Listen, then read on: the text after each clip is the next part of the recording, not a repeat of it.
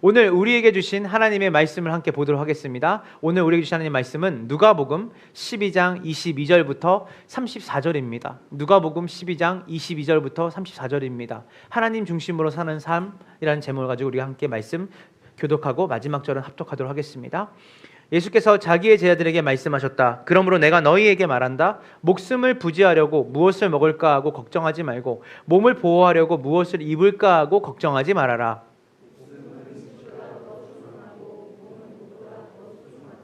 까마귀를 생각해 보아라. 까마귀는 씨를 뿌리지도 않고 거두지도 않고 또 그들에게는 곡간이나 창고도 없다. 그러나 하나님께서 그들을 먹여주신다. 너희는 새보다 훨씬 더 귀하지 않느냐?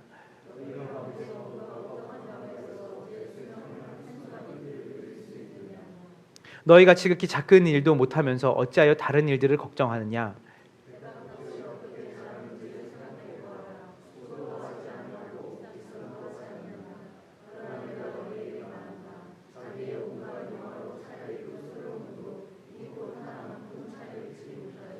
믿음이 적은 사람들아, 오늘 들에 있다가 내일 아궁이에 들어갈 풀도 하나님께서 그와 같이 입히시거든 하물며 너희야 더 잘 입히지 않으시겠느냐?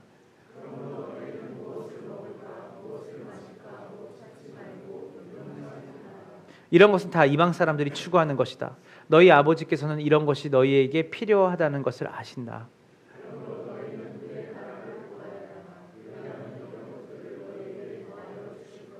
두려워하지 말아라. 적은 무리여, 너희 아버지께서 그의 나라를 너희에게 주시기를 기뻐하신다.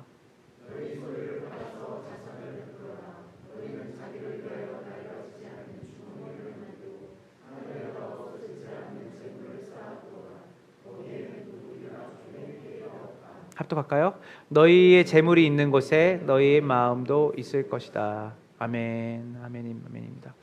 그러니까 우리는 이제 살아가면서 수많은 염려와 걱정을 안고 살아가죠. 그래서 무엇을 먹을까? 무엇을 입을까? 자녀 교육은 어떻게 할까? 노후는 어떻게 준비할까? 끝없는 염려와 걱정이 우리의 삶의 연속입니다. 제가 여러 인문학자들의 책을 좀 살펴봤는데 그 두려움을 정의하는 공통된 의견이 있었습니다. 이 두려움과 걱정의 가장 깊은 근원은 미래에 언젠가는 다가올지도 모르는 확실하지 않은 문제에 대한 불안감에서 두려움이 온다 그래요. 다시 얘기할게요. 미래에 언젠가는 다가올지 모르는 확실하지 않은 문제에 대한 불안감. 여기서 주목해야 할 단어는 확실하지 않은 불확실성입니다. 암에 걸리면 어떡하지? 우리 아이가 제대로 크지 않으면 어떡하지? 사회성이 부족하면 어떡할지? 앞으로 10년 후에 나는 뭐 먹고 살지? 언젠가는 다가오겠죠. 그러나 확실하지 않은 문제에 대한 불안감이 우리에게 두려움을 가져온다는 거예요. 근데 여기서 중요한 것은 뭐냐면 확실하지 않음이에요. 확실하다면 두려움이 있겠습니까? 없죠. 내가 10년 후에 확실하게 무엇을 가지고 어떻게 살아갈지를 안다면 우리는 두려움에 빠지지 않을 겁니다. 사실은 이 불확실성은 바로 우리의 인생의 통제권이 우리에게 없다라는 것을 의미하는 것이죠. 내가 통제할 수 없는 미래, 내가 통제할 수 없는 내 삶. 그래서 이 두려움을 한 문장으로 정의한다면 자유의 상실이라고 말합니다. 자유의 상실에 속한다. 내가 자유롭게 내 삶을 통제할 수 없는, 내가 내 삶의 주인 같지만 내 삶에 내가 주권을 가지고 살지 못하는 그 불확실함, 통제하지 못함, 그것이 두려움을 가져온다는 거예요. 제가 이런 질문을 참 많이 받았어요. 목사님, 걱정하지 않고 살고 싶습니다. 정말 염려하지 않고 살고 싶은데 그게 잘 안 되네요. 제가 이제 솔직히 말씀드리면 우리가 염려하지 않고 걱정하지 않고 살아갈 수 있는 것은 불가능합니다. 다시 한번 얘기하자면 염려와 걱정은 여러분이 인간이면 모두가 달고 살아가는 여러분의 디폴트, 여러분의 초기값입니다. 그래서 여러분들이 염려하고 걱정하는 사람들을 보면서 어떻게 저렇게 염려하고 걱정할까? 그런데 여러분들은 그것에 비해서 조금 더 적을 뿐이거나 다른 부분에서 염려와 걱정을 하는 것이지 그 사람들이 하고 있는 염려와 걱정이 여러분에게 없다고 해서 여러분에게 염려와 걱정이 없는 것은 아니죠. 우린 모두는 염려와 걱정을 하고 삽니다. 다시 돌문해서 염려와 걱정을 안 하고 살 수 있습니까? 라고 저한테 묻는다면 우리 힘으로는 불가능합니다 라고 말할 수 있을 것 같아요. 왜냐하면 이 염려와 걱정은 단순히 환경 문제나 감정의 문제가 아니기 때문이에요. 이 염려와 걱정은 사실은 성경은 죄의 문제와 깊이 연결되어 있다고 말해요. 죄의 문제와. 여러분, 에덴 동산에서 아담이 하나님께 불순종한 그 순간부터 인간은 하나님과의 관계가 깨어졌죠. 하나님과의 관계가 깨어짐을 우리는 한 글자로 뭐라 하냐면 죄라고 말합니다. 하나님 관계가 깨어졌고 이전까지는 하나님의 다스림과 통치, 우리가 말하는 하나님 나라죠. 하나님의 통치와 다스림 속에서 하나님의 보호와 하나님이 주시는 안식 가운데 살아가는 존재였던 인간이 하나님과의 관계가 끊어지면서 인간은 이제는 자가 동력이죠. 자기 자신의 힘과 능력으로 자기의 인생을 살아가기로 결정한 겁니다. 이게 바로 죄된 삶이에요. 죄 짓는 삶이라는 것은 여러분들이 윤리와 도덕적인 나쁜 짓을 하는 것이 죄된 삶이 아닙니다. 성경이 말하는 죄된 삶은 하나님 없이 내 힘과 내 능력으로 내 인생을 경영하겠다라고 하는 태도예요. 그런데 그 순간부터 어떤 일이 벌어지냐면 하나님과 더불어 함께 살 때 있었던 만족과 기쁨과 샬롬이 그들의 삶 가운데 없죠. 왜냐하면 하나님께서는 인간을 지으실 때 하나님이 인간을 설계하셨는데 인간을 지으실 때 하나님이 인간을 어떻게 설계하셨냐면 하나님 안에 거할 때 하나님의 통치 안에 있을 때 인간은 가장 안정과 샬롬과 만족을 누리도록 하나님 만드셨어요. 예컨대 제가 늘 말하는 말이지만 이 컵을 만든 사람은 이 컵을 설계할 때부터 이 컵의 용도를 정했을 겁니다. 이 컵이 만약에 의인화시켜서 사람처럼 얘기하고 말할 수 있다면 이 컵은 자기를 만든 설계한 사람의 설계자의 의도대로 쓰임 받을 때 가장 행복하다고 말할 겁니다. 인간은 하나님 안에 있을 때 가장 만족하고 기쁨으로 살아갈 수 있는 존재가 됩니다. 그래서 오늘 예수님께서는 우리에게 걱정하지 말아라를 두 번씩 말씀하시면서 우리의 인생의 삶에 대해서 말씀하십니다. 즉 뭐냐면 염려와 걱정으로부터 자유롭게 되는 비밀이 무엇인지를 우리에게 이 본문을 통해 말씀해 주시는 것이죠. 정답을 먼저 말하자면 그것은 바로 하나님을 우리의 삶의 중심에 두고 살아가는 것입니다. 이거밖에 답이 없습니다. 그러면 왜 이게 답이 되는지를 여러분들과 기납적으로 하나하나씩 찾아가려고 합니다. 네, 첫 번째 대지입니다. 우리 다 같이 함께 보겠습니다. 준비 시작. 제가 좀 이렇게 이중 태도를 하는 게 아니라 아까는 제가 말했죠. 걱정과 염려가 없는 삶은 살 수 있다 없다? 살 수 없다. 우리 걱정과 염려를 하면서 살 수밖에 없는 사람이라고 했어요. 근데 걱정이 없는 삶은 가능하다라는 것은 아까 했던 말을 다시 주워 담으시는 건가요? 네. 주워 담는 것이 아니라 저는 또 다른 길이 있다는 거예요. 우리 인간으로서는 찾을 수 없는 길. 그러나 하나님께로는 있는 길을 얘기하는 것이죠. 누가복음 12장 22절을 함께 보도록 하겠습니다. 준비 시작.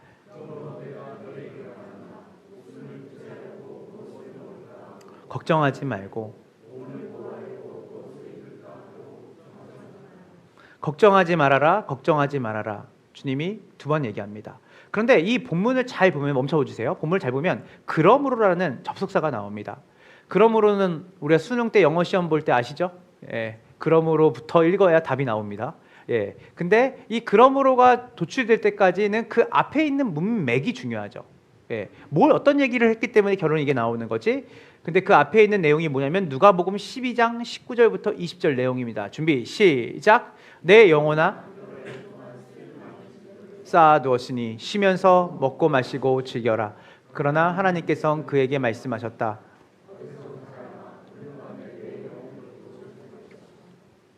자, 자기 자신에게 말하는 거예요. 여러 해 동안 많은 재물을 내가 쌓아두었다. 내 인생을 내가 경영한다. 앞으로 내가 이 쌓아둔 것을 먹고 쓰면서 내 노후를 준비하고 나는 살아갈 거야. 내 인생의 주인은 나니까. 그런데 어느 날 하나님께서 그에게 말씀하시죠. 어리석은 사람아, 오늘 밤에 내가 내 영혼을 도로 찾을 것이다. 그러니까 즉 뭐예요? 우리가 아무리 많은 것을 쌓아서 우리의 안정과 우리의 만족을 도모하는 것들을 한다고 할지라도 하루아침에 하나님이 그것을 앗아가실 수 있다는 거예요. 즉 무슨 말이냐면 하나님 없는 삶, 자기가 주인 되어서 살아가는 삶의 어리석음을 얘기하는 것이에요. 여기서 여러분들은 어떠한 삶을 꿈꾸면서 살아가십니까? 여러분이 꿈꾸는 그림은 성경적인 그림입니까? 아니면 세상이 잘 사는 인생이라고 정의하는 그림입니까? 어쩌면 예수를 잘 믿는다고 말하는 저 같은 목사도 하나님이 원하시는 삶이 아니라 내가 주인 되어는 삶에 하나님을 조력자로 끼는 삶으로 내가 살아갈 수 있다는 거예요. 여러분, 우리가 무수한 일들로 내가 열심히 노력하고 내가 내 인생을 꾸리기 위해서 경영했던 그 모든 것들, 이제는 내 삶을 내가 이 정도면, 또 내가 이만큼이면 그래도 안정적으로 살아갈 수 있다라고 하는 그 삶 자체가 얼마나 어리석은지를 예수님께서 말씀하시는 거예요. 그의 삶이 한순간에 무너졌죠. 다시 돌아와서 성경은 우리에게 염려하지 말아라, 걱정하지 말아라 라는 말씀을 얼마나 많이 얘기하는지 모릅니다. 놀랍게도 사랑하라, 사랑해라 라는 말씀보다 더 많이 나옵니다. 왜 그럴까요? 아까도 얘기했지만 우리의 디폴트 값이 염려와 걱정이기 때문이에요. 내가 내 인생의 주인 되어 살아가는 삶이 죄성이기 때문에 우리는 늘 계속 용수철처럼 반복적으로 그 삶으로 돌아가는 거예요. 더 많은 걸 준비해야 돼. 내 인생의 주인은 나니까. 내가 많이 준비하고 내가 많이 얻은 만큼 나는 내가 안정적으로 살 수 있어.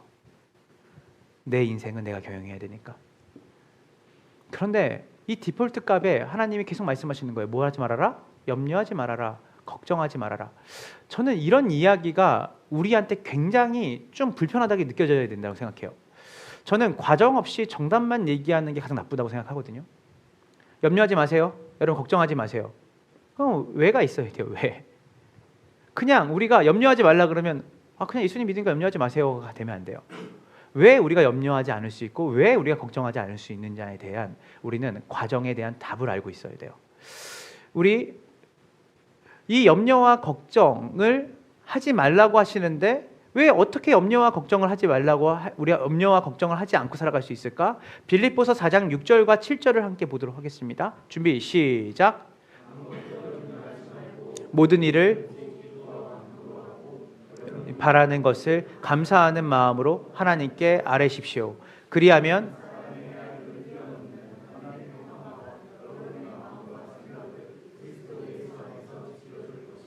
아멘. 이 4장 6절부터 7절에 뭐라고 말하죠? 아무것도, everything이에요. 모든 것을 염려하지 말아라. 그러니까 자녀 문제, 미래의 노후의 문제, 어쩌면 내 건강의 문제, 내 삶의 모든 문제를 염려하지 말고 모든 일이에요. 모든 일이에요. 모든 일을 오직 뭐로? 기도와 간구예요. 여기서 말하는 기도와 간구가 헷갈리는 분이 있어요. 그냥 한 단어로 그냥 기도라고 하면 되지 왜 기도와 간구를 했을까? 이 여기서 말하는 기도는 프로시케라는 단어를 써요. 이건 뭐냐면 하나님의 하나님 되심을 생각해 보라는 거예요. 그리고 나서 간구할 거를 간구하라는 거예요. 하나님이 얼마나 크신지를 먼저 묵상해 봐라. 하나님이 얼마나 위대하신 분인지를 생각해 봐라. 왜냐하면 간구를 하다 보면 자기에게 갇히거든요. 내가 지금 코앞에 있는 것을 하나님도 전전긍긍하면서 해결하지 못하는 것처럼 느낀다는 거예요. 그래서 이 기도와 간구할 때 이 기도라는 것은 바로 어디와 관련되어 있냐면 하나님을 아는 지식과 관련되어 있습니다. 하나님이 온 세상을 만드셨습니다. 하나님이 온 우주를 다스리십니다. 하나님이 말씀으로 세상을 만드신 분이에요. 믿으세요? 이것을 먼저 생각하라는 거예요. 그래서 이 빌립보서 4장 6절 7절에 이게 옥중서신이거든요. 사도 바울이 감옥에 있을 때 쓴 겁니다. 그러니까 어떻게 보면 가장 답답하고 갑갑하고 삶이 무너진 것처럼 보이는 환경이죠. 그 속에서 바울이 뭐라고 말하냐면 여러분 저도 모든 것이 염려가 되고 모든 것이 불안하고 두려운 삶의 현장에 놓여 있지만 제가 그렇지 않을 수 있는 이유가 있습니다. 그것은 뭐냐면 저는 모든 일을 오직 이게 너무 중요해요. 여러 개 중에 하나가 아니라 저는 오직 기도와 간구로 이 지금 모든 상황을 주님께 아뢰입니다. 이 감옥에 내가 있지만 저는 온 우주를 만드신 하나님과 함께 있습니다. 그래서 하나님께서 이 모든 상황을 통제하시고 이끌어 가실 것을 믿습니다. 물론 맞습니다. 저는 미래에 어떤 일이 벌어질지 저는 예측할 수 없습니다. 그러나 저의 헤아림을 넘어서 하나님이 가장 선하고 아름답게 우리의 삶을 이끌어 가실 것을 믿습니다. 이 말입니다. 그래서 감사가 먼저 나오는 거예요. 이것은 어디에 대한 신뢰냐면 우리 자신이 주인이 되어서 우리 자신이 계획하고 우리의 머리에 헤아림으로 살아가는 인생이 아니라 하나님의 하나님 되심을 믿고 신뢰하며 나아갈 때 우리 안에 내일 하나님이 어떻게 일하실 거라는 정확한 답이 없더라도 그분이 우리의 하나님이시고 그 아들을 내어주시기까지 우리를 사랑하신 분이라는 것을 우리가 신뢰할 때 내가 A를 선택하고 B를 선택하고가 중요한 게 아니에요. 가장 중요한 것은 내가 A와 B를 선택하는 것보다 중요한 건 무엇이냐면 하나님과 동행하는 것이 중요해요. 하나님이 지금 우리 채원이의, 우리 사랑이의, 우리 하율이의 아버지 되신다는 것을 신뢰해야 돼요. 근데 그 아버지가 믿을 만한 분이 못 돼. 근데 그분이 온 세상을 만드신 아버지야. 온 세상을 만드시는, 다스리시는 통치자야. 그리고 그분이 자기의 아들을 내어주기까지 사랑하신 분이야. 우리 사랑이가 중학교 때 어떤 모습으로 자랄까 아무도 헤아릴 수 없죠. 그런데 저는 믿어요. 우리 아이가 하나님의 딸로 클 거란 걸 믿어요. 왜냐하면 우리 아이의 부모가 하나님이시라는 걸 믿기 때문이에요. 그래서 제가 할 수 있는 건 뭐냐면 우리 아이를 하나님께 맡기고 내가 인간의 부모로서 할 수 있는 역할은 하되 그 아이에게 손이 닿지 않는 여러 가지 부분들에서는 하나님이 친부모라는 걸 믿는 거예요. 그래서 그분의 성품, 그분의 선하심, 그분의 아름다우심, 죽기까지 자기 아들을 내어주신 그분의 사랑이 우리 아이를 덮고 있다는 것을 제가 신뢰할 때 우리 아이의 30대, 40대는 주님 편에서 가장 빛나는 인생을 살 거라는 것을 제가 신뢰합니다. 우리의 인생이 그렇다는 거예요. 우리의 인생의 주인이 내가 아니라 하나님이시라는 거예요. 그래서 예수님께서는 오늘 누가복음 12장 25장을 말합니다. 다 같이 준비 시작.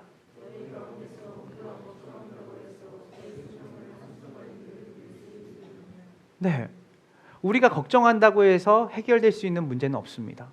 이미 우리가 걱정한다는 거, 염려한다는 건 뭐냐면 이미 우리 힘으로 안 되고 우리 힘으로 예측이 안 되기 때문에 염려 걱정을 하고 있는 거거든요. 그렇기 때문에 너희가 그 문제에 대해서 벌어지지 않을 불확실성 있는 그 문제에 대해서 내년에 대해서 너희가 걱정 염려한다고 해서 그게 나아지겠냐? 걱정하지 말라는 거예요. 누구한테 맡기라는 거예요? 지금 현재를 하나님과 동행하는 삶으로 살아가면서 그 현재의 삶에 하나님과 동행에 집중하고 그분을 중심을 두는 삶을 살되 너희에게 있는 그 미래는 우리의 헤아림을 뛰어넘는 그것은 여전히 우리와 함께 동행하시는 상수 되시는 변수가 아니라 상수 되시는 하나님께 맡기는 삶으로 오늘 현재를 드리는 삶을 살라고 말하는 것이죠. 그래서 24절부터 20절은 말합니다. 시각적으로 말하죠. 까마귀를 봐라. 그리고 백합화를 봐라. 이 꽃과 이 하늘에 나는 이 새를 누가 먹이고 누가 드리냐? 하물며 너일까 보냐? 내가 내 아들까지 내어줘서 사랑하는 너일까 보냐? 내 전부를 내어줘도 아깝지 않을 너일까 보냐? 이 자연에 있는 그 모든 동식물들도 내가 그렇게 돌보고 있는데 하물며 너희일까 보냐? 이 믿음이 적은 자들아.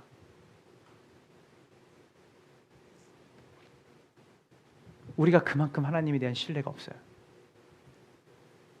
왜 그럴까요?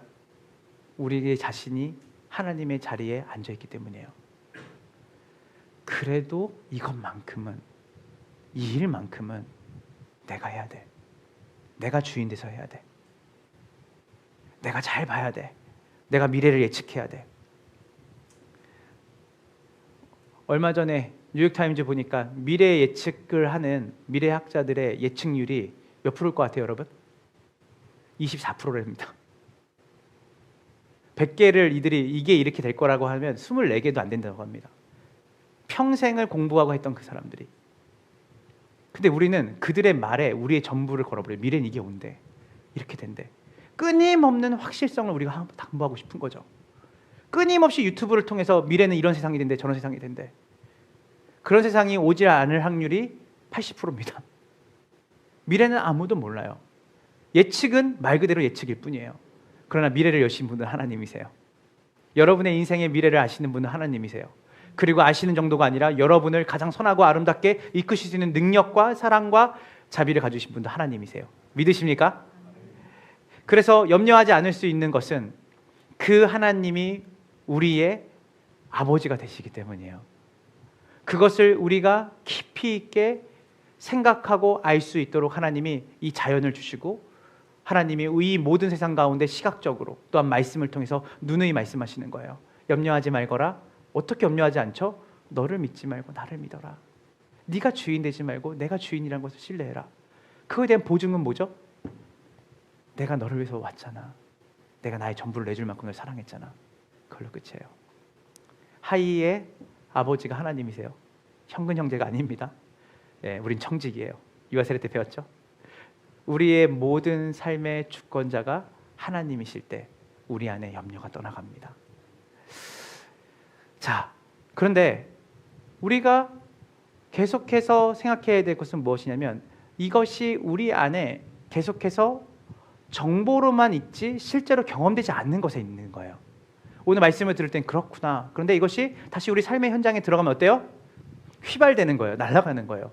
그러니까 이건 알겠는데 이게 잘 되지 않아.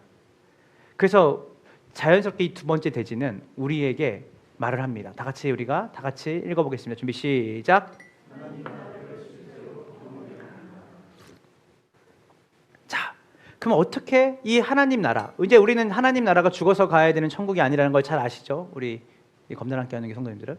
이 하나님 나라는 하나님의 통치, 하나님의 다스림을 우리가 실제로 경험해야 한다는 의미입니다. 그럼 이것에 대해서 우리가 한번 생각해 보겠습니다. 누가복음 12장 31절입니다. 준비 시작. 그리하면 보세요. 여기서 그의 나라는 하나님 나라를 말하는 거예요. 하나님의 통치, 하나님이 주인 되시는 삶을 구해라. 하나님이 왕이 되시는 삶을 구해라. 그분을 의지해라. 그분을 의지하는 삶을 구해라는 말과 똑같은 거예요. 그의 나라를 구하라는 것은. 그런데 우리 여기에 한 가지 의문이 있어요. 우리가 지지난주에 그 얘기를 들었어요. 예수님이 이 땅에 오시면서 하나님 나라가 천국이 이미 왔다라고 했어요. 그죠?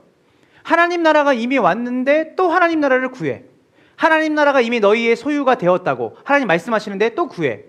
목사님이 대표 기도할 때마다 예수님이 십자가에 달려서 죄 사하심을 이미 받았다고 했는데 왜 계속 회개 기도를 왜 하시는 거지? 계속 우리가 2000년 전에 그렇게 하셨지만 머리로 알고 있지만 우리가 매일 다시 재갱신해야 되는 것일까? 그런 의미가 아니죠. 하나님 나라가 이미 왔다고 했어요. 하나님이 우리를 통치하시고 우리를 다스리시는 예수님의 십자가로 말미암아 이제 우리는 하나님이 우리의 인생의 주인이고 왕이 되신다는 것을 회복했죠. 에덴에 깨어졌던 그 관계가 회복되게 하신 분이 예수님이십니다. 믿으시죠? 그런데 누가복음 17장 21절을 또 보도록 해볼게요. 준비 시작. 보아라.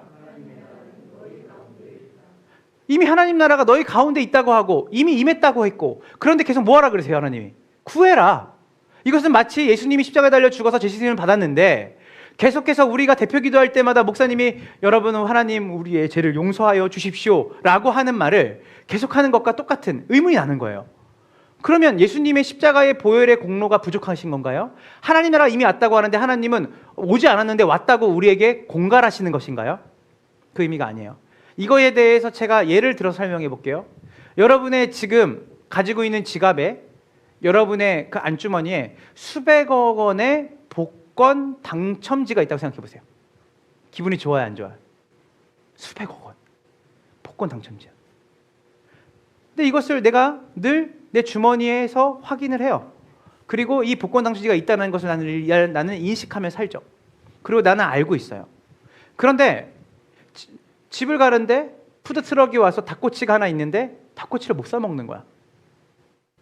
그리고 내가 뭔가 필요한 것을 사야 되는데 여전히 나는 그 작은 필요한 것도 못 사는 거야. 근데 알아. 내 주머니에 복권 당첨지가 수백 원짜리가 있는 걸 알아. 근데 실제로 이것을 내가 정보로 알고 있고 인식은 하고 있지만 능력이 되지는 않죠. 이것이 능력이 되려면 어떻게 되죠? 은행에 가서 돈을 인출해서 내가 이것이 정말 능력이 되게끔 사용해야 되는 거예요. 하나님 나라가 이미 우리 가운데 임했지만 어떤 사람은 이 복권지를 가지고 있는 사람처럼 사는 사람이 많아요. 즉 뭐냐면 알아요, 하나님이 주인이신 거. 그런데 저는 알고 있지만 제가 주인 돼서 살아요. 제 능력과 제가 가지고 있는 자격과 조건으로만 내 인생이 경영된다고 저는 믿어요. 알아요, 하나님이 왕이시라는 걸 믿어요. 그것은 무엇이냐면 우리가 예수님의 십자가의 그 사건이 나의 죄를 다 씻었다는 거 알아요. 근데 우리는 왜 매주마다 그것을 우리는 또다시 기도를 할까요? 그것은 다른 게 아니에요. 우리가 실제로 예수님이 우리의 죄를 위해서 십자가에 달려 죽으셨다는 것을 실제로 경험하지 못하고 누리지 못하는 삶을 산다는 거예요. 하나님 나라를 구해라, 여기서 구하다라는 말은 지속적으로 반복적으로 구하라는 거예요. 하나님 나라가 오지 않아서 구하는 게 아니라 이미 왔지만 그것을 경험하고 누리지 못하는 삶으로 너희가 살아가고 있지 않냐, 이 믿음이 적은 자들아. 하나님 나라가 왔다라고 믿고 신뢰한다면 너희가 먹을 것과 입을 것과 너희의 인생을 걱정할 수 있겠냐? 앞뒤가 맞지 않는다. 역설이다. 하나님의 통치가 우리 가정에 이미 임했다고 말하는데, 하나님의 능력이 이미 우리 가운데 있다고 하는데, 하나님 나라는 말에 있지 않고 능력에 있는데 그 능력이 없이 말만 난무하는 것은 사실은 실제로 하나님 나라를 우리가 경험하고 누리지 못하고 살아갔다는 반증이죠.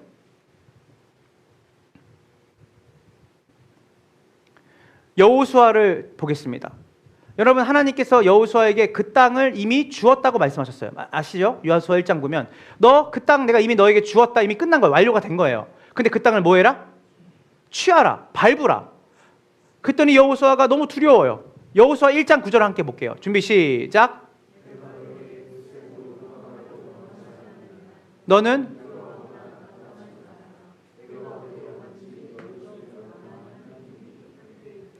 자, 반복해서 두려워하지 말라고 해요. 근데 여러분, 여호수아는 눈의 아들, 여호수아는 모세의 시종이었습니다. 시종. 그러니까 뭐냐면 모세가 하는 모든 일들을 가장 가깝게 봤던 사람이에요. 여러분, 이거 놀라운 거죠. 그러니까 여호수아는 하나님의 능력을 모세를 통해 가장 많이 봤던 사람인데 본인이 실제로 모세의 위치에 올라가니까 하나님이 없어진 거예요. 자기 안에 공포와 두려움이, 그 환경이, 변수가 자기를 사로잡는 것이죠. 그때 하나님께서 뭐라고 말씀하냐면 내가 너와 함께 있다, 모세와 함께 있었던 것처럼. 여호수아가 몰랐겠어요? 하나님이 함께 계신다는 그 정보를 몰랐겠어요? 근데 하나님이 뭐라고 말하냐면 너 이거 누려야 된다, 이거 실제로 경험해야 된다, 너 너가 이것을 신뢰해야 된다. 하나님이 지금 오장석이라는 사람의 인생을 40대 50대를 이끌어갈 거라는 것을 저는 신뢰합니다. 여러분의 인생을, 여러분의 자녀를, 여러분의 가정을 하나님이 이끌고 하나님이 주인 되심을 여러분이 신뢰하는 것을 여러분이 지금 이 자리에서 해야 된다는 거예요. 하나님 나라는 오는 게 아닙니다. 이미 이 가운데 있습니다. 하나님 나라를 실제로 경험하고 누릴 때 우리의 삶의 염려가 사라져요. 여러분 한번 생각해 보세요. 여러분이 기도 가운데 하나님과의 관계 안에서 실제로 하나님이 나와 함께 계신다는 것을 여러분 느낄 때 그 수많은 염려와 두려움이 액션 A부터 Z까지 이 문제들을 여러분들이 하나하나 해결해서 평안과 염려와 두려움이 떠나가는 게 아니에요. 어떤 거 한 가지가 회복되면 되는지 아세요? 하나님이 내 삶을 돌보시는구나, 하나님이 우리 아이를 책임지실 거다 라고 하는 생각이 들면 참 신기하죠. 이 아이와 관련된 100가지 200가지 염려가 다 사라지고 하나님이 이 아이를 얼마나 아름답고 풍성하게 이끄실 것에 대한 감사가 먼저 나와요. 우리는 염려로부터 자유롭게 원하고 걱정과 두려움이 자유롭게 원해요. 오늘 그 염려와 걱정을 여러분들이 호미로 막을 수 있습니다. 증상 치유할 수 있죠. 근데 거짓말 안 시키고 한 달 지나면 또 다른 곳에서 구멍이 나서 물줄기가 쏟아 나올 겁니다. 또 호미로 막아요. 막는데 그 막는 것이 죽을 때까지 막는 염려와 두려움으로 살 거예요. 그래서 근원적으로 그 염려가 오더라도 그 염려를 능히 평안과 만족으로 바꿀 수 있는 하나님 중심의 삶을 살아가야 할 때 여러분의 염려와 두려움이 근원적으로 떠나가는 것이에요. 그러면 하나님을 삶의 중심으로 둔다는 것은 어떤 의미일까요? 자, 우리 세 번째 대지를 함께 보도록 하겠습니다. 준비 시작. 자, 누가복음 12장 32절입니다. 다 같이 읽어볼게요. 준비 시작. 적은 무리여 너희 아버지께서, 자 여기서 따라해 보세요. 기뻐하신다. 하나님이 여러분을 소유하기를 기뻐하세요.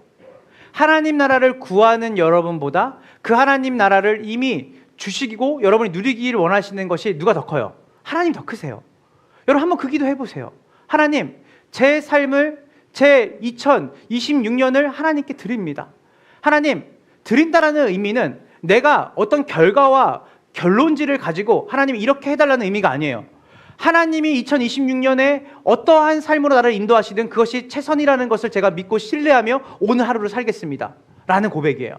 여러분, 하나님께서 우리를 다스리시기를 원해요.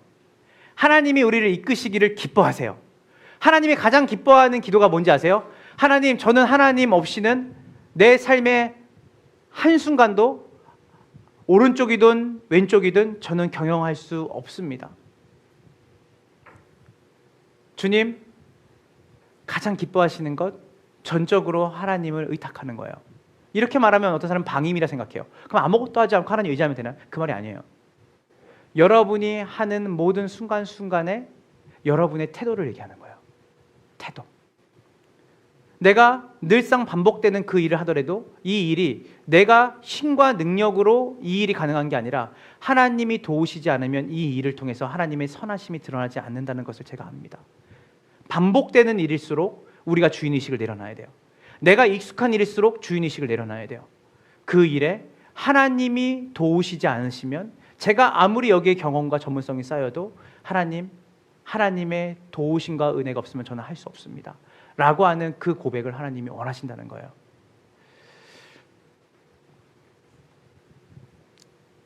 우리는 오늘날 너무 많은 것들에, 우리의 삶의 모든 영역들 안에 하나님을 중심에 두지 않고 살아갈 때가 많습니다.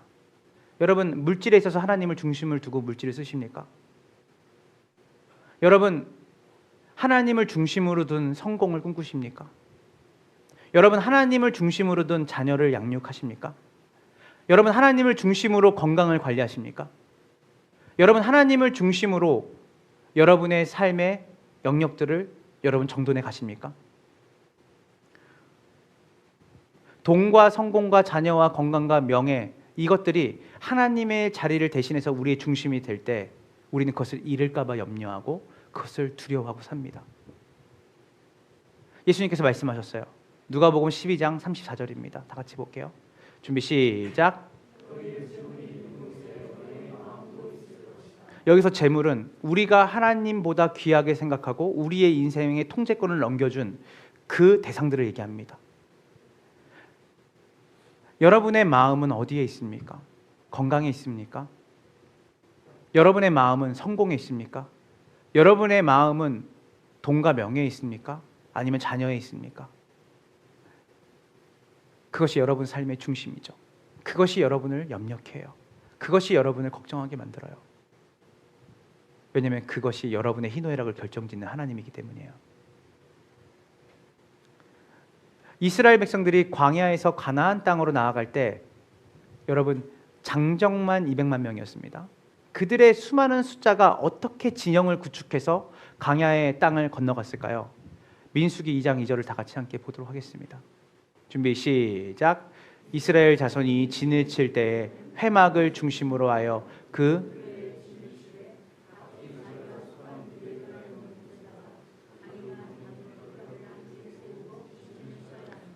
이게 무슨 의미예요? 이스라엘 자손이 행군하고 진을 칠 때 뭘 중심으로요? 하나님을 중심으로 그들이 진을 쳤어요. 이 말은 뭐냐면 하나님이 중심에 계시지 않으면 우리는 단 한 발짝도 나갈 수 없습니다 라는 의미예요. 성소를 중심으로 각 지파가 사방에 진을 쳤어요. 처음부터 하나님이 의도한 삶이에요. 하나님 중심으로 살아가는 삶이에요. 광야가 험난하고 거칠고 이들에게 결핍되는 땅 같았지만 사실은 이 광야에서 이들이 하나님 중심으로 살아갈 때 하나님이 이들의 삶을 책임지시고 먹이시고 이끌어 가세요. 어떻게 요단강이 건너졌죠? 하나님의 법궤가 앞으로 맞장서서 나갔을 때 요단강의 물이 말랐습니다. 어떻게 여리고성이 무너졌죠? 하나님이 앞장서서 그 성을 무너뜨리셨어요. 이스라엘 백성들은 하나님 중심으로 살라고 명령받았습니다. 그것은 해도 되고 안 해도 되는 게 아니에요. 그것이 이스라엘 백성들의 생존과 관련돼 있었기 때문이에요. 여러분이 하나님 중심으로 살아가는 삶은 내가 살다 보면 힘들 때 하나님 중심으로 살아가야 되는 의미가 아니라 그것은 어떤 옵션의 개념이 아닙니다. 하나님 중심으로 사느냐 안 사느냐는 죽고 사는 문제입니다. 우리 인생에 죽고 사는 문제예요. 시편 기자는 이렇게 고백합니다. 시편 23편 1절입니다. 준비 시작. 왜 부족함이 없을까요? 주님이 나의 목자시니까 부족함이 없죠. 믿으세요? 믿으세요? 이게 정보가 아니라 믿어져야 되는 거예요. 다른 것으로 내게 부족함이 있지만 다른 것으로는 주님이 나의 목자가 되시면 내게 부족함이 없습니다. 이게 먼저 그의 나라와 그 일을 구하라와 동의합니다. 주님이 나의 다스림, 나의 왕이 되시면 제 삶에 부족함이 없습니다. 왜 부족함이 없을까? 돈을 줬기 때문에 부족함이 없는 게 아니라 내가 지금 원하는 자녀의 그 학원 문제가 해결되니까 부족함이 없는 게 아니라 내 미래에 내 계획이 이루어지는 것으로 내가 부족함이 없는 게 아니라 하나님이 중심이 되는 삶을 살아갈 때 우리가 부족함 없는 삶으로 살아가는 것이에요. 하나님이 아니라 다른 것으로 중심을 둘 때 우리는 항상 부족함을 느끼죠. 반대로 아무리 많이 가져도 아무리 많이 성취해도 감사가 없습니다. 여전히 부족하고 불안하죠. 예수님께서 말씀하십니다. 누가복음 12장 30절에 이런 것은 다 이방인들이 추구하는 것이다. 돈을 중심에 두고 명예를 중심으로 두고 자기 개발을 중심으로 두고 성공을 중심으로 두는 사람들은 다 이방인들은 다 그렇게 구하고 살아. 그러나 너희는 무엇을 입을까? 무엇을 먹을까? 무엇을 너희 삶의 중심을 둘까를 염려하지 말고 너희는 하나님을 중심으로 두는 삶을 살거라. 그것이 세상과 너희의 차별성이다. 그럴 때 세상에 줄 수 없는 만족함, 세상에 줄 수 없는 샬롬이 너의 삶 가운데 주어질 것이다. 자, 그러면 우리는 그 하나님에 대해서 다시 한번 생각해 봐야 돼요. 오늘 본문의 말씀은 하나님이 너희가 구할 것을 이미 알고 계신다고 했습니다. 그 말은 뭐냐면 여러분의 필요가 무엇인지를 누가 알고 있어요? 하나님이 알고 계세요. 그래서 너무 필요를 너무 많이 구하지 마세요. 하나님의 필요를 여러분에게 너희가 많은 말을 해야 내가 듣는다고 생각하지 말아라. 그리고 너희가 무언가를 구하기 전 내가 이미 다 안다. 그럼 하나님이 말씀하시는 것은 무엇이냐면 너희가 한 가지만 구해라. 이것을 깊이 기도해라. 제가 이제 얼마 전에 그 기도 많이 하시는 목사님이 한 글을 썼는데 그분이 기도를 많이 못 하셨대요, 최근에. 그래서 다시 기도라 제자리에 찾기까지 그 앉은 자리에서 몇 시간을 씨름했다는 거예요. 그랬더니 호흡이 들어오더래요. 뭐냐면 하나님과의 관계에서 깊이 들어가게 되면 우리 안에 기도의 내용이 뭐냐면 주님, 제가 원하는 그 일에 하나님이 조력자가 되어달라는 기도가 아니라 하나님, 이 나라가, 이 가정이, 제 삶이 하나님 중심으로 살아가기를 원합니다. 이 기도가 우리를 눈물 나게 만들고 우리를 가슴을 희겁하게 만들고 우리를 회개하게 만든다는 거예요. 하나님 중심으로 그분의 나라를, 그분의 통치를 구하며 살아가는 삶으로 우리의 기도의 내용이 바뀌기를 원합니다. 구체적으로 어떻게 우리는 하나님을 중심에, 삶의 중심에 둘 수 있을까요? 첫째는 우리의 가정을 하나님 중심으로 정돈해야 돼요. 여러분의 가정에서 이루어지는 대화가 무엇에 대한 것입니까? 돈입니까? 성적입니까? 진학입니까? 취직입니까? 아니면 하나님에 관한 것입니까? 믿음에 대한 것입니까? 하나님의 말씀에 대한 것입니까? 어제 아내가 사랑이 등짝을 한 대를 탁 때리더라고요. 밤에. 왜 때리나 봤더니 이제 애들하고 같이 성경 읽기를 하는데 애들이 성경만 읽으면 졸려하는 거예요. 그렇게 쌩쌩하게 놀다가도. 그래서 사랑이가 좀 자세가 틀어지니까 아내가 똑바로 앉아. 팍. 기쁨이는 졸음이 쏟아진대요. 그 전까지 되게 쌩쌩했거든요. 그랬더니 아내가 말씀 바른 자세로 읽어. 그래서 아내가 지금 이제 공간 복음을 다 읽어가요. 애들하고 같이 읽어가는데, 그러니까 아내랑 우리랑 둘이 생각했던 건 뭐냐면, 이 아이를 하나님 중심으로 키운다는 것은 세상이 말하는 성공주의로 키우는 게 아니죠. 세상이 말하는 학벌주의로 키우는 게 아니에요. 하나님 중심으로 키운다는 것은 하나님의 말씀을 이 아이들의 인생에 최우선으로 두게끔 살아가는 인생으로 우리가 키우는 거예요. 착각하면 안 됩니다. 가정이 우리의 가정이 아니고 아이가 우리의 아이가 아닙니다. 하나님이 주실 때 하나님의 자녀를 여러분에게 청지기로 맡기신 거죠. 하나님의 자녀를 키우셔야 돼요. 구체적으로 그러면 가정에 하나님을 중심으로 산다는 것은 어떤 의미인지를 우리 신명기 11장 18절부터 19절을 통해 보겠습니다. 준비 시작. 마음에 간직하고 골수에 새겨두고 또 그것을 손에 메어 표로 삼고 이마에 붙여 기호로 삼으십시오. 또 이 말을 당신들 자녀에게 가르치며 당신들이 집에 앉을 때나 길을 갈 때나 누워 있을 때나 일어날 때나 언제든지 가르치십시오.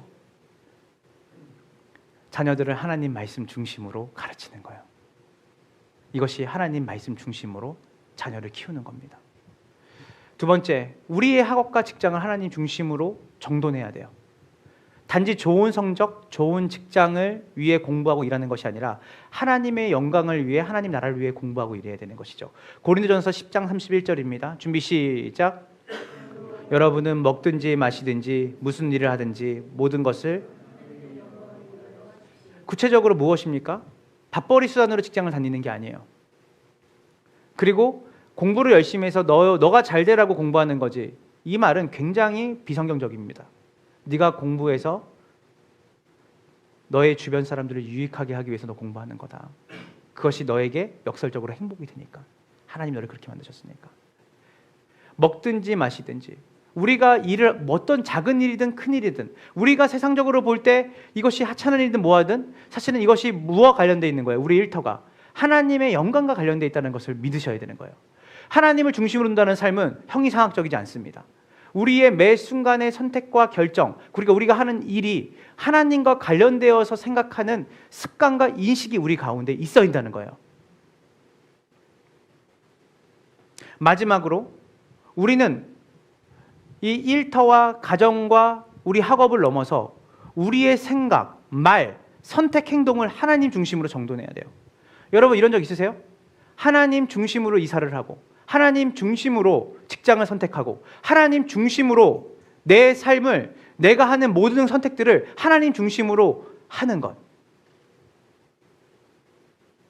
이게 뭡니까? 하나님, 내가 아무리 원해도 딱 봤을 때 하나님이 원하시지 않을 것 같아요. 성경이 말하는 지혜는 분별과 관련돼 있어요. 무슨 말이냐면 지식은 정보와 관련돼 있어요. 그러나 지혜는 뭐와 관련이냐면 분별입니다. 옳고 그름을 분별하는 게 지혜인데요. 지혜는 내다보는 거예요.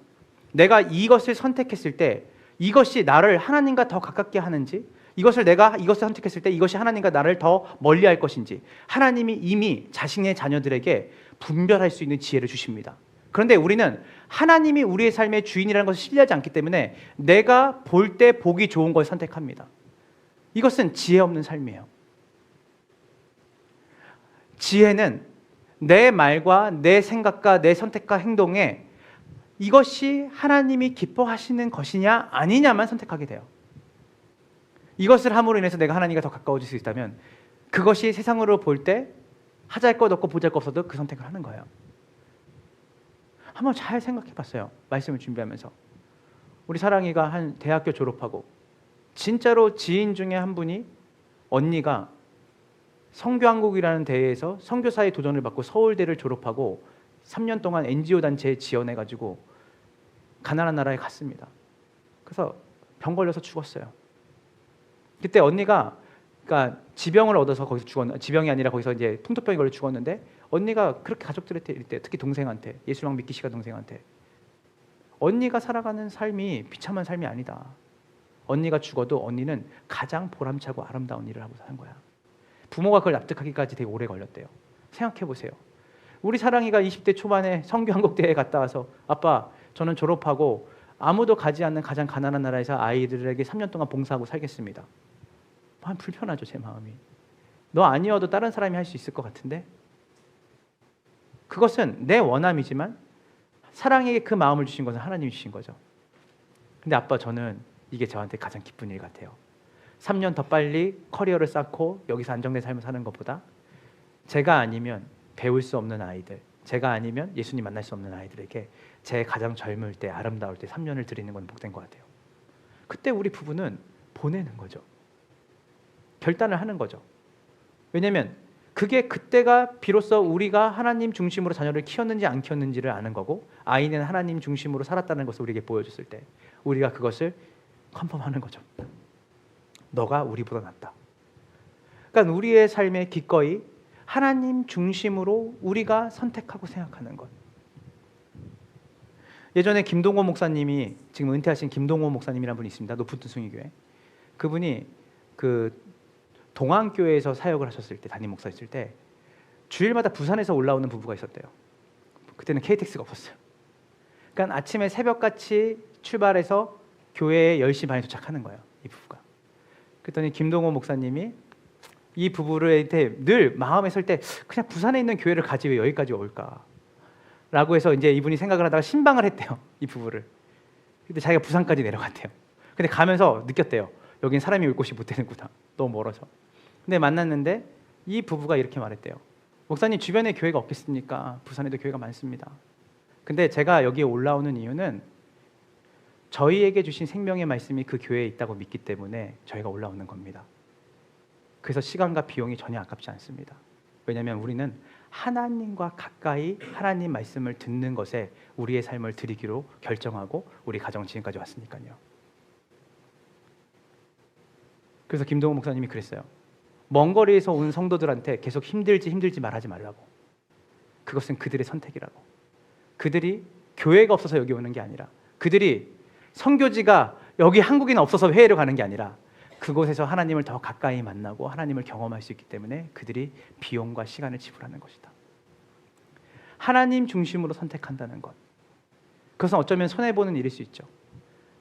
우리의 모든 삶이 하나님 중심으로 선택한다면 어떤 결과가 주어질까요? 하나님으로부터 오는 부유함과 샬롬이 우리의 삶에 있습니다. 힘들지 않다는 게 아니에요. 제가 아는 목사님이 평생을 힘든 일을 사역을 했어요, 남들이 볼 때. 근데 이분이 가장 듣기 싫은 말이 힘들지라는 말이래요. 왜냐하면 뭘 해도 힘드니까. 자기가 하나님 일을 하지 않아도 자기 힘들었을 거래요. 여러분, 직장생활 하시는 분들, 예수 믿지 않는 사람들 정말 쉽게 인생을 살던가요? 그들도 힘들게 살아요. 그들도 벅차게 살아요. 그런데 자기는 하나님 중심으로 살아가는, 이 실제로 겪는 일들이 힘들지만 여기서 오는 열매는 너무나 달달한 거예요. 하나님의 위로와 하나님의 격려와 하나님의 먹이심과 입히심을 자기는 늘 경험하는 인생을 산다는 것이에요. 그래서 그 하나님 나라를 누리는 삶의 변화를 우리가 경험할 때 그 삶은 결핍과 염려의 삶이 아니에요. 하나님을 중심으로 두고 가정을 이끌어가고 아이를 우리가 케어하고 우리의 삶의 문제들을 하나님 중심으로 선택할 때 결핍과 염려의 삶에서 부유와 평안의 삶으로 전환되는 놀라운 은혜를 여러분들이 경험하게 될 거예요. 이것이 헤아릴 수 없는 평안이에요. 어떻게 이런 상황인데 내 마음이 이렇게 부유하지?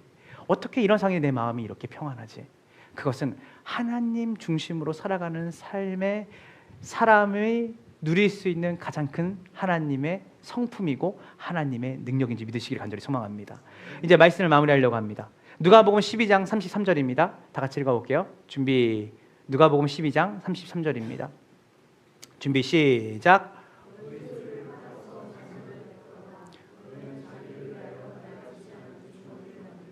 하늘에다가, 자, 여기서 너희는 소유를 팔아서 자선을 베풀어라. 여기가 제일 중요합니다. 그 뒤에 거는 다 앞에와 연결되어 있는 거예요. 여러분, 내 소유를 팔아서 자선을 베풀어라. 이 말은 뭐냐면 내 소유를 팔아서 가난하고 어려운 사람들을 도와라. 자, 여러분, 이것은 결과로 주어지는 것이에요. 여러분, 마태복음 5장 38절 42절을 함께 보도록 하겠습니다. 한번 볼게요. 마태복음 5장 38절 준비 시작. 이는 이로 갚아라 하고 말한 것을 너희는 들었다. 그러나 나는 너희에게 말한다. 악한 사람에게 맞서지 말아라. 누가 내 오른쪽 뺨을 치거든 왼쪽 뺨마저 돌려대어라. 너를 걸어 고소하여 내 속옷을 가지려는 사람에게는 겉옷까지도 내주어라.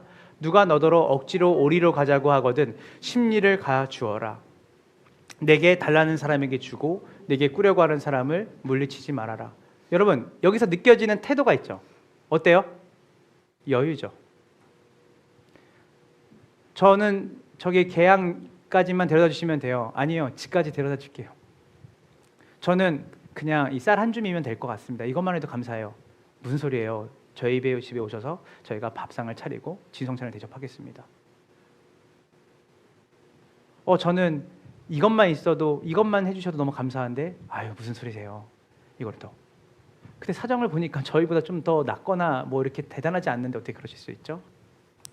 이거를 예수향남교회 정갑신 목사님이 어느 목회자 수련회 갔는데 이런 말 하더라고요. 배불러서 그렇대요. 내가 배부르고 풍성하면 오리를 가져도 심리를 갈 수 있는 풍성함이 있는 거죠. 내 안에 넉넉함이 있으면 예전 같으면 미워할 이유인데 귀여운 거예요. 제가 또 삐졌구나. 그리고 더 나아가서는 저게 사람들에게 힘들게 하는 일인지도 모르는 것에 대해서 긍휼한 마음이 드는 거예요. 여러분, 이거는 존재적 변화에서 나오는 부유함이에요.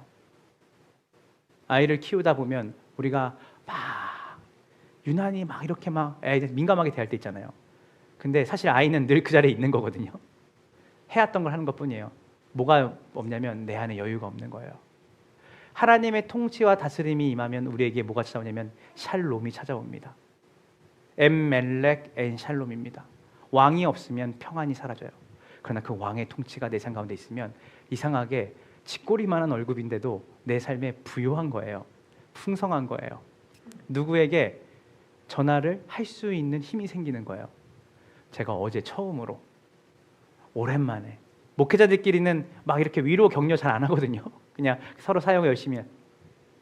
어제 이제 토요일 아침에 어디 이제 강의를 갔다가 오면서 처음으로 한 몇 년 만에 전화하고 싶은 마음이 들었어요. 두 명의 목사님한테.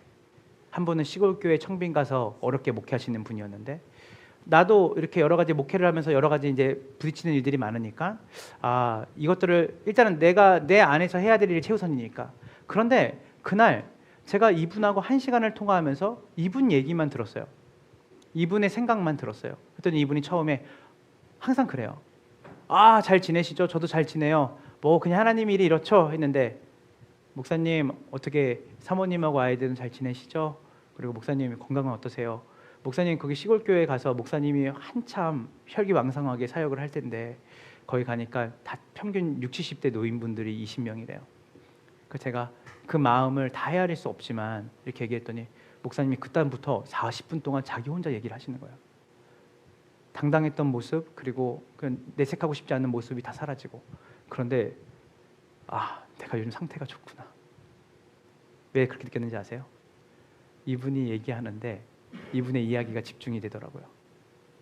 그리고 이분의 마음을 헤아리게 되더라고요. 이분은 오리만 얘기하려고 했는데 저한테 20리를 얘기한 거죠. 근데 저는 30리를 이분과 통화를 한 거예요. 제가 마지막에 더 얘기하실 거 없으세요? 더 이렇게 목사님 뭐 어디 말할 데 없잖아요. 저한테 말씀하시면 돼요. 얘기했어요. 이게 어디와 관련되어 있냐면 하나님과의 관계에 관련되어 있다는 것을 제가 다시 한번 깨달았어요. 여러분, 하나님이 우리에게 주시는 삶은 올가매고 붙잡고 살아가고 내 인생을 내가 쪼들리며 살아가는 인생이 아니에요. 그것은 여러분의 소유와 관련이 없습니다. 여러분 그거 아세요? 여러분이 하나님을 소유하신 게 아니라 하나님이 여러분을 소유하고 계세요. 그래서 그분이 여러분의 뒷뱀입니다. 그리고 그분이 여러분과 함께 하시는 것을 여러분이 느끼고 평안이 올 때 여러분 삶 가운데 전에 없던 여유와 풍성함이 생기는 거예요. 저는 사랑하는 우리 검단 함께하는 교회 모든 성도들이 하나님 중심으로 생각하고 하나님 중심으로 선택하고 또 하나님 중심으로 말하고 그리고 하나님 중심으로 여러분의 삶들을 정돈하기 시작할 때 여러분한테 세상이 줄 수 없는 평안이 올 겁니다. 그리고 그 안에 여러분이 필요로 하는 모든 것들이 하나님이 가장 적절한 때와 시기에 그것을 공급하시는 놀라운 하나님의 타이밍을 여러분 삶 가운데 경험하게 될 줄로 믿으시기를 간절히 소망합니다. 그래서 하나님 중심으로 두는 우리 함께하는 교회. 교회 중심이 아닙니다. 제가 어릴 때부터 교회 중심, 말씀 중심 했는데 교회 중심은 없습니다. 말씀 중심도 그 교회를 벗어나지 못하는 말씀이 아니에요. 하나님은 교회보다 크세요. 검단 함께하는 교회가 중요하지 않아요. 하나님이 중요합니다. 하나님 중심으로 살고자 하는 사람들이 검단 함께하는 교회에 모이는 건 괜찮지만 이 교회가 중심이 돼서 하나님을 생각하면 안 돼요. 하나님 중심으로 여러분의 모든 삶의 영역을 정돈해 나아가시는 복된 인생이 되기를 축원합니다. 그리야 할 때 여러분의 삶 가운데 전에 보이지 않는 여유와 풍성함과 그 부요함이 여러분을 통해 이웃들에게 전해지고 보여지는 놀라운 하나님 나라의 속성이 여러분을 통해 나타나게 될 줄로 믿습니다. 그렇게 살아가는 한 주가 되길 바랍니다. 우리 이 시간 다 같이 말씀 기억하면서 우리 곡조 있는 기도 주님께 올려드릴 텐데요. 성경을 읽을 때마다 우리가 집중해야 될 건 뭐냐면 하나님의 말씀이 진리라는 것을 놓치면 안 돼요. 어떻게 하면 염려를 내가 벗어질 수 있을까? 두려움을 떠나갈 수 있을까? 그것을 유튜브를 뒤져서 대단한 상담학자, 심리학자를 찾으면 안 됩니다. 죄와 관련된 거예요. 우리의 모든 결핍은 성경은 딱 말해요. 하나님과의 관계가 끊어진 그 순간부터 우리 삶의 모든 결핍과 염려와 두려움은 찾아옵니다. 세상에 확실한 건 아무것도 없어요. 사람 확실하던가요? 그렇게 사랑하던 그 사람 확실하던가요? 그렇게 여러분이 믿고 의지하던 그 직장 확실하던가요? 여러분이 믿고 의지하던 그 대상, 그 물건 확실하던가요? 확실한 건 아무것도 없어요. 그래서 노년에 모든 철학자들이 말하죠. 모든 게 변한다라고 해요. 그러나 변하지 않는 분이 있어요.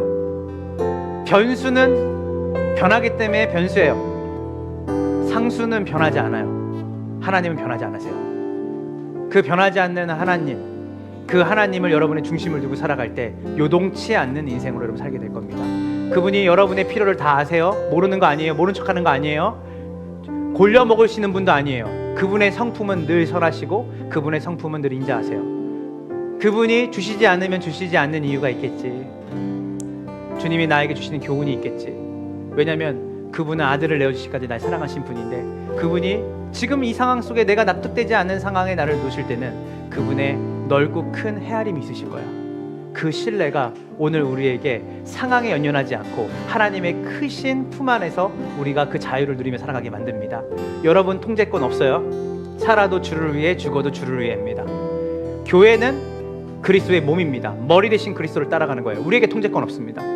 확실하지 않는 자기의 힘과 능력과 자기의 선택과 결정을 믿는 게 아니라 하나님이 원하시고 이끄시는 그 뜻대로 내 삶이 이끌림 받기 원합니다. 그때 공중의 새와 들판의 꽃들을 먹이시고 입히시는 하나님을 경험하는 놀라운 은혜가 여러분의 삶에 끊이질 않게 되는 것입니다. 우리 함께 찬양하며 나갑시다.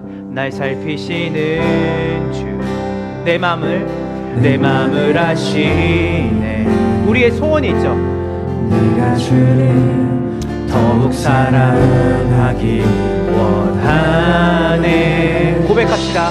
내 삶의 주관자 그분만이 선한 길로 이끄소서. 주발 앞에 나의 삶을 드리. 다시 한번 찬양할까요? 날 살피시는 내 마음을 아세요. 내 마음을 아시네. 우리에게 내가 주를 더욱 사랑하기 원하네. 내 삶의 주관자 나를 선한 길로 이끄소서. 주도권을 주발 앞에 나의 삶을 그렇게 할 때 결과적으로 나오는 주의 선하신 고백이죠. 그의 인자하신 우리 평생에 늘 함께하시. 나의 갈 길 달려간 후에 주 얼굴 뵈리. 주 품에 안기리. 날 살피시는 주, 날 살피시는 주, 내 맘을 아시네. 내가 주를 더욱 사랑하기 원하네. 우리의 모든 삶에 내 삶의 주관자 나를 선한 길로 이끄소서. 주 발 앞에 나의 삶을 이 삶을 드린 삶에 어떤 게 있죠? 주의 성되어지는 것이 있죠. 주인 자신 내 평생에 늘 함께 하시니 나의 갈 길 달려간 후에 주 얼굴 뵈리 주님의 안길. 주의 선하신 주의 선하신 그 인자하신 내 평생에 늘 함께 하시리. 나의 갈 길 달려간 후에 주 얼굴 뵈리 주 품에 한길이. 우리 목소리로 주의 선하심 주의 선하심 그 인자하심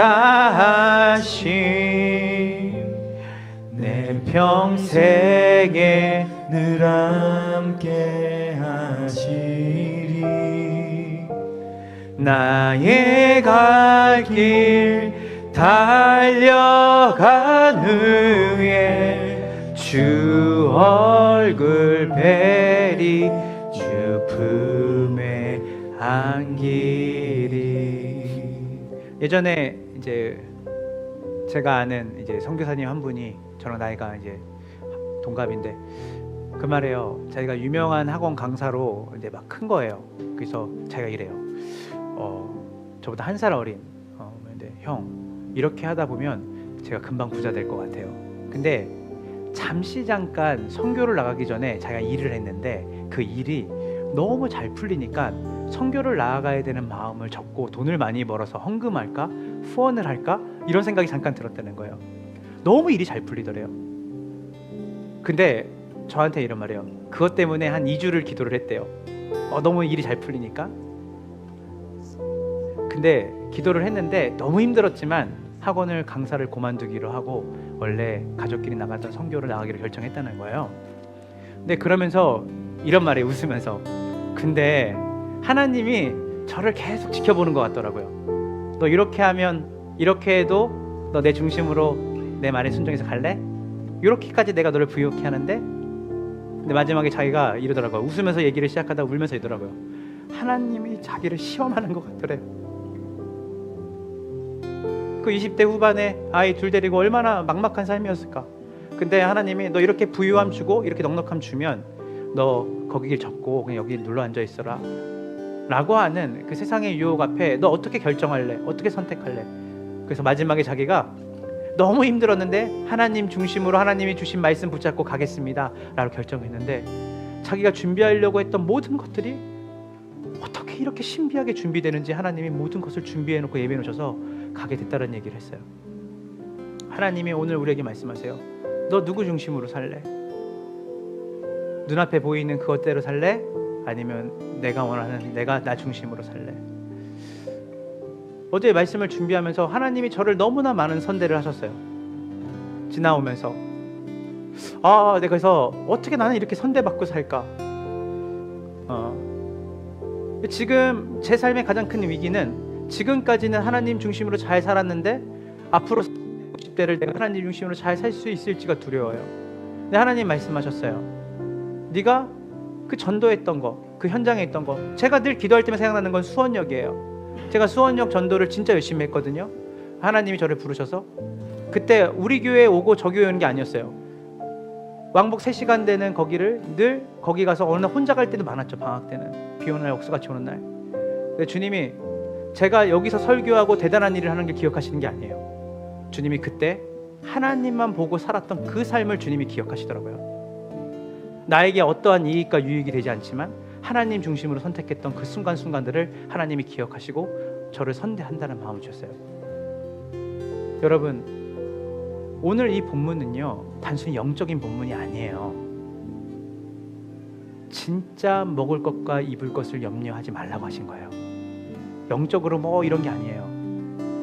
진짜 여러분의 삶을 하나님이 입히시고 먹이시고 돌보신다는 하나님의 약속이에요. 약속은 신뢰해야 돼요. 하나님의 약속은 반드시 이루어지는데 신뢰하는 자를 통해 이루어집니다. 저는 오늘 여러분의 삶 가운데 하나님 중심으로 살겠다고 하는 결단이 여러분의 가정과 여러분의 직장과 여러분의 학업 가운데, 그것이 쉽지 않습니다. 쉽다고 주님 한 번도 말씀하신 적 없어요. 좁은 문이고 좁은 길이라 말씀하셨고 세상이 너희를 이상하게 여길 거라 얘기하셨어요. 그런데 주님, 오늘 말씀을 통해 내 삶의 염려와 걱정과 두려움이 떠나가고 또 하나님으로 기뻐하고 만족하는 삶, 그 삶을 지금 내가 다 헤아릴 수 없지만 지금부터 시작하겠습니다. 하나님을 중심에 두고 내 삶을 정돈해 나가겠습니다. 그래서 하나님의 성품과 하나님의 나라가 나를 통해서 내 주변과 내 이웃과 내 삶 가운데 곳곳에서 드러나는 하나님 중심된 삶을 살아갈 때 하나님이 저를 먹이시고 입히셨다라는 말을 제가 제 묘비에 하나님이 나를 돌보셨다라는 것이 제 인생의 묘비가 되기를 원합니다. 하나님 중심으로 사는 삶으로 우리를 인도하여 주시옵소서. 너희는 염려하지 말아라. 무엇을 먹을까 무엇을 입을까 염려하지 말아라. 이것은 다 이방인들이 구하는 것이다. 하늘에 계신 아버지가 너희가 무엇이 필요한지를 안다. 주님 압니다. 주님 믿습니다. 그리고 그 하나님 나라를 구해라. 실제로 구해라. 복권지를 주머니에 놓고 그치 있지가 아니라 그 하나님의 통치와 다스림을 실제로 누리는 삶으로 매일매일 하나님 중심으로 선택하고 결정하고 그 하나님 중심으로 살아가라. 힘드냐 어렵냐 두려워하지 말아라. 내가 너와 함께 있겠다. 내가 너를 지키겠다. 내가 너를 격려하겠다. 내가 너를 인도하겠다. 하나님, 오늘 이 시간 다른 어떠한 기도보다 하나님을 우리의 삶의 중심으로 두는 삶으로 결단하는 우리의 삶이 되게 하여 주시옵소서. 이 시간 다 같이 주여 이렇게 기도하며 주께 나아갑시다. 주여, 하나님 그렇습니다. 우리의 삶 가운데 하나님 외에는 결정할 이유가 없는 선택들, 하나님 중심 아니면 선택할 여지가 하나도 없는 일들, 세상이 바보 같다 일어나다만 해도 하나님 말씀하지 않으시면, 하나님이 중심이 되지 않으면 갈 수 없다 말하는 것들, 하나님 우리의 수많은 선택 중에 우리가 얼마나 많은 계산을 하고 얼마나 많은 것들을 고려합니까? 그것들은 다 이방인들이 하는 방법이다. 나를 의지해라. 내가 너와 함께 있다는 것을 믿어라. 내 말을 네 앞에 두어라. 나 중심으로 살거라. 너와 너무 많은 것이 어디로 펴져 있다. 너의 삶의 여유가 어딨냐. 네 삶에 왜 이렇게 염려투성이냐. 증상 치유로 가지 말아라. 그런 치유로 와라. 내게로 와라. 내가 너의 삶을 책임진다. 내 아들을 내어줄 만큼 내가 너를 사랑한다. 수많은 믿음의 선배들 하나님께서 먹이시고 입히시고 그들의 삶을 사명이 닿은 날까지 주님께서 지키셨음을 믿습니다.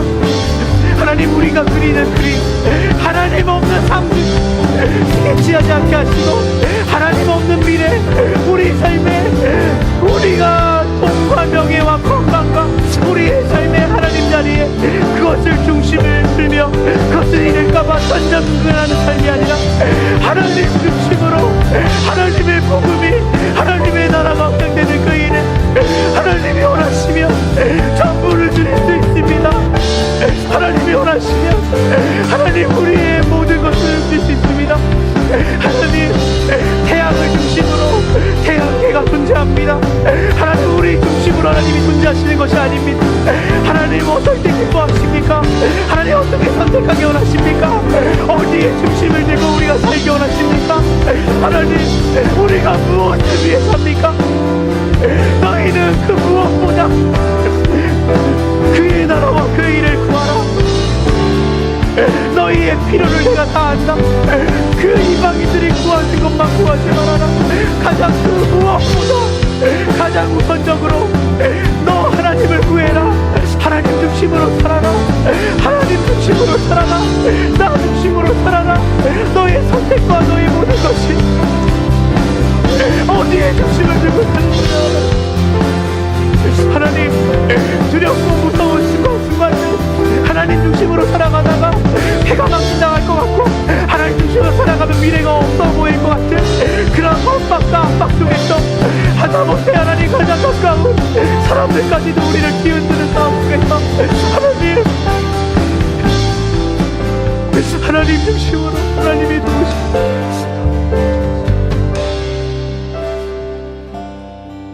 하나님 감사합니다.